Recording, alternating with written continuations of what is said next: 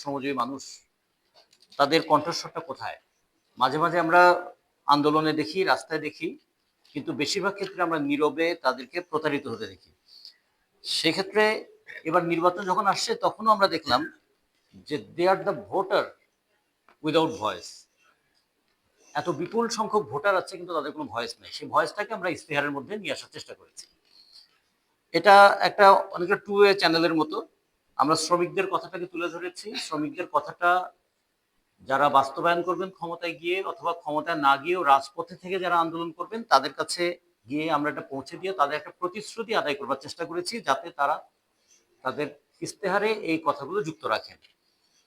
এখন আমাদের পরবর্তী প্রোগ্রাম হলো যে আমাদের কথা তুলে ধরলাম, তাদের প্রতিশ্রুতি আদায় করলাম, কতটুকু প্রতিপালন হলো সে ব্যাপারে একটা বাস্তবায়ন কতটুকু হলো সেটাও আমাদের ভবিষ্যতে আমাদের একটু দেখতে হবে। আমরা এই ক্ষেত্রে যে প্রস্তাবগুলো এসছে তার মধ্যে আমরা যদি বলি যে প্রথম ভাবতে হবে আমাদের, আমরা কি শুধু বেঁচে থাকার জন্য কাজ করব না মর্যাদার জন্য কাজ করব? ডিগনিটি অফ ওয়ার্ক, এইটাকে আমরা আমাদের কর্মপরিবেশে যুক্ত করতে পারি কিনা। ডিসেন্ট ওয়ার্কের কথা অনেক শুনেছি আমরা, কিন্তু ইনডিসেন্ট বিহেভিয়ার প্রত্যেকটা ক্ষেত্রে দেখছি, সেটা মজুরির ক্ষেত্রে হোক, কর্মপরিবেশের ক্ষেত্রে হোক, সমস্ত ক্ষেত্রে আমরা দেখেছি। সেক্ষেত্রে এখন আমরা ডিগনিটি অফ ওয়ার্কের কথাটা বলবো। আমাদের এই ইশতেহারের মধ্যে কিছু দুর্বলতা তুলে ধরা হয়েছে। সেই দুর্বলতার মধ্যে অন্যতম হচ্ছে, যেমন আমরা পরিচ্ছন্নতা কর্মীদের কথাটা যুক্ত করতে পারিনি, বা এটা আমাদের ভুল হয়েছে। এটা আমাদের কিন্তু অনিচ্ছাকৃত ভুল।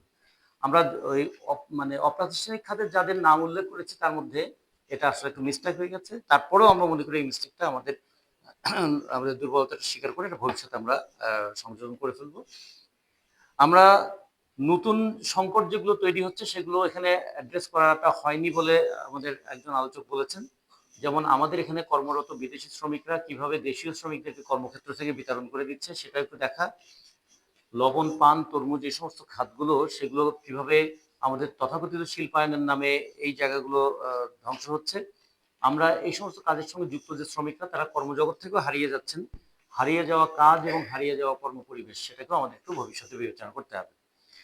আমাদের এখানে আলোচনা এসছে যে এটা কি আমরা কি, নির্বাচন তো 12 তারিখে হয়ে যাবে, হয়ে যাওয়ার পরে এটা কতটুকু বাস্তবায়ন হলো সেটার ব্যাপারে আমরা কি নিয়মিত একটা মনিটরিং করব?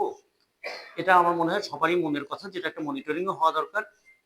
এবং মনিটরিংয়ের ক্ষেত্রে আইনগত দিকটা কি হচ্ছে, মজুরির বিষয়টা কেমন হচ্ছে। আমাদের 46টা খাতে মজুরি বোর্ড আছে, অনেকগুলো 103টার মতো খাত আছে যেগুলোতে মজুরি বোর্ড করা যেতে পারে।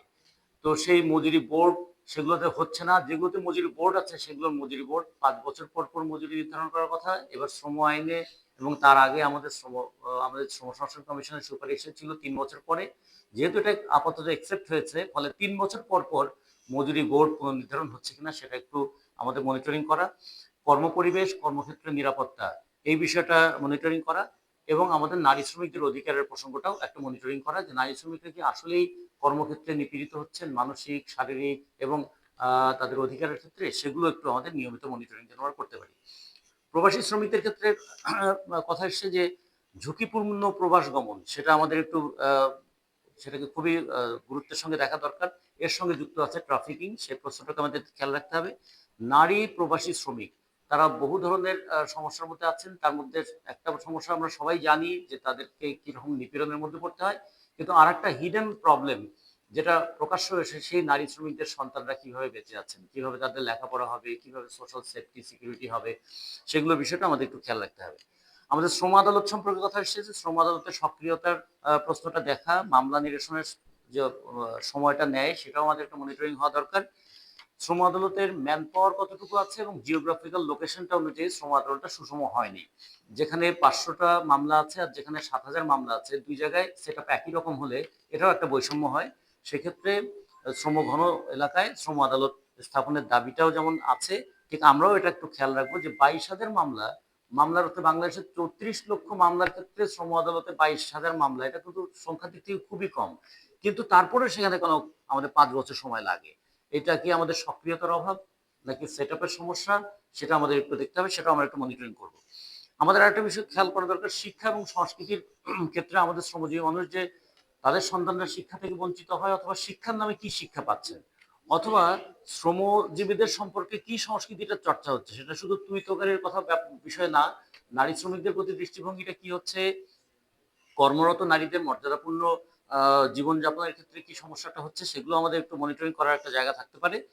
আর আরেকটা দাবি এখানে আমাদের উত্থাপন করা দরকার, এবং সেটা আইএলও কনভেনশন আমাদের এখানে রেটিফাইড হয়েছে 144, সে অনুযায়ী আমাদের শ্রম আইনেও বলা হয়েছে যে ত্রিপক্ষীয় সবকিছু হবে, কিন্তু সমস্ত ক্ষেত্রে ত্রিপক্ষীয় ফোরামটা আমরা গঠনও করতে দেখি না বা সক্রিয় থাকতে দেখি না। কখনো কখনো এটা অনেক এরকম হয় যে ওই বলা হয় না যে হাতির দুই ধরনের দাঁত থাকে, একটা দাঁত হচ্ছে দেখানোর জন্য, একটা চিবানোর জন্য। তো আমরা ওই হাতির দাঁতটা দেখি, হ্যাঁ কমিটিতে একজন শ্রমিক প্রতিনিধি আছে, কিন্তু এটা আসলে চিবানোর কাজে কতটুকু লাগে সেটা আমাদের মনিটর করা, যে ত্রিপক্ষীয় ফোরামগুলোতে শ্রমিক প্রতিনিধিদেরকে যুক্ত করার ক্ষেত্রে আমরা একটু দেখা।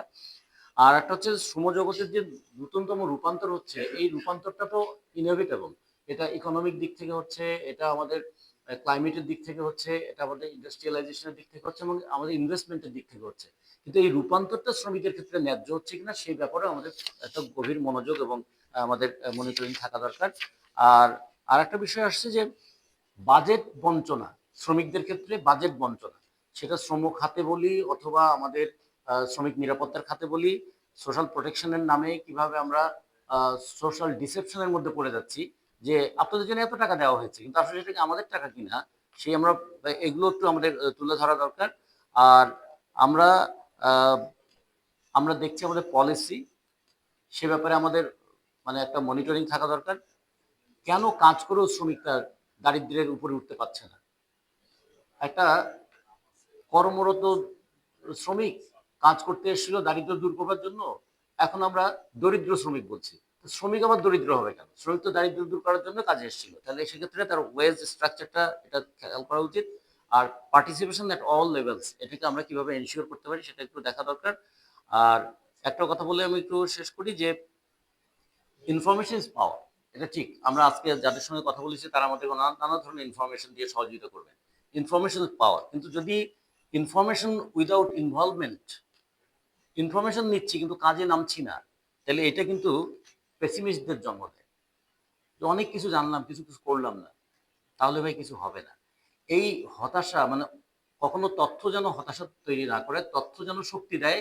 সেটার জন্য ভয়েস অফ দ্য ভয়েসলেস হিসেবে, যে আমরা যদি ট্রেড ইউনিয়ন, ট্রেড ইউনিয়নকে যতক্ষণ পর্যন্ত ফরমেশন করাটা সহজ করা না যাচ্ছে, ট্রেড ইউনিয়ন থেকে অ্যাক্টিভ করা না যাচ্ছে, ট্রেড ইউনিয়নের একটা দৃশ্যমান ভূমিকা তৈরি করা না যাচ্ছে, ততক্ষণ পর্যন্ত আলোচনা এটা অনেক সময় একটা হতাশারও জন্ম দিতে পারে। ফলে সেই দিকটা ট্রেড ইউনিয়ন ফরমেশন করা, ট্রেড ইউনিয়ন অ্যাক্টিভ করার ক্ষেত্রে যে বাধাগুলো হচ্ছে সেগুলোকে আমাদের একটু মনিটরিং করা দরকার। আর এটা বলে একটু শেষ করি যে আমাদের হয়তো এই বাজেটের এই নির্বাচনের পর থেকে আমরা যদি প্রতি 3 মাস কিংবা একটা নির্দিষ্ট টাইম ধরি একটা মনিটরিং করি, সেখানে আমরা একটু মনিটরিং করতে পারি কিনা যে শ্রমিকদের অধিকার নিয়ে কতগুলো সভা হয়েছে, কতগুলো আলোচনা সভা হয়েছে, কতগুলো সেমিনার হয়েছে, কতগুলো ডেমনস্ট্রেশন হয়েছে। তাহলে এইটার একটা যদি চিত্র থাকে যে শ্রমিকদের নিয়ে এত কিছু হচ্ছে, কিন্তু যাদের জন্য কথা বলা হচ্ছে এবং যার কাছে কথা বলা হচ্ছে, যাদের জন্য কথা বলা হচ্ছে তাদের পার্টিসিপেশনটা কতটুকু বাড়াতে পারলাম, আর যাদের উদ্দেশ্যে কথা বলা হচ্ছে তাদের কানের ময়লা কতটুকু পরিষ্কার করতে পারলাম। তো এইটাও আমাদের একটু খেয়াল করা দরকার, যে এত আন্দোলনের পরেও শুনছে না কেন। তখন এটাও একটা ডকুমেন্টেশন থাকা দরকার যে আন্দোলন হচ্ছে। অনেক সময় আমাদেরকে অনেকে পরামর্শ দেয়, কই আপনারা শ্রমিকরা তো কিছু বলেন না। তখন যদি বলতে পারি যে এই 3 মাসের মধ্যে আমরা 137টা সমাবেশ করেছি, আমরা 35টা আলোচনা সভা করেছি, 17টা সেমিনার করেছি, এগুলো আপনাদের কানে যায় নাই। ফলে আমাদের মনে হয় যে আমাদেরও এই ডকুমেন্টেশনটাও আমাদের একটা মানে শক্তি হিসাবে যেন আসে। সেই সমস্ত বিষয়গুলো নিয়ে এই আমাদের শ্রমিক অধিকার অ্যাডভোকেসি অ্যালায়েন্স, এটা যেন শুধুমাত্র নির্বাচনের আগে ইস্তেহার প্রণয়নের কাজের মধ্যে তাদের দায়িত্বটা শেষ না করে, ইস্তেহার বাস্তবায়ন এবং প্রতিশ্রুতি বাস্তবায়নের ক্ষেত্রেও তারা যেন একটা ওয়াচডগের ভূমিকা পালন করে। এই কথা বলে সবাইকে ধন্যবাদ জানিয়ে আমার কথা